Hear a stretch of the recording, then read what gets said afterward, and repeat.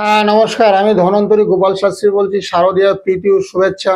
লক্ষ্মী পূজা উপলক্ষে যাদের অর্থনৈতিক খুব সমস্যা চলছে, যাদের টাকা পয়সার খুব অভাব, যাদের বৃহস্পতি যাদের নিচস্থ থাকে না, তাদের অর্থ কষ্ট চলে, একেবারে অর্থ তলানিতে ঠেকে যায়, নুন আনতে পান্তা ফুরিয়ে যায়, তাদের উদ্দেশ্য বলছি 5টা লক্ষ্মী করি, 5টা কয়েন, 1 টাকার কয়েন 5টা, তারপরে সুপারি 5টা, তারপরে কাঁচা হলুদ টুকরো টুকরো করে 5টা কাঁচা, 1 মুঠো ধান, এরকম 1 মুঠো ধান নেবেন, দাম একটা শালু কাপড়ের মধ্যে না সদর জজায় বেঁধে দেবেন, বেঁধে দিলে দেখবেন অর্থ কষ্ট আপনার থাকবে না। দিনের পর দেখুন আয় উন্নতির রাস্তাটা আপনার বেড়ে গেছে। আর সেটা লক্ষ্মী পূজার দিনই করতে হবে। এই যে আগামীকাল লক্ষ্মী পূজা, তারপরের দিনও আছে, পরে লক্ষ্মী পূজা আছে।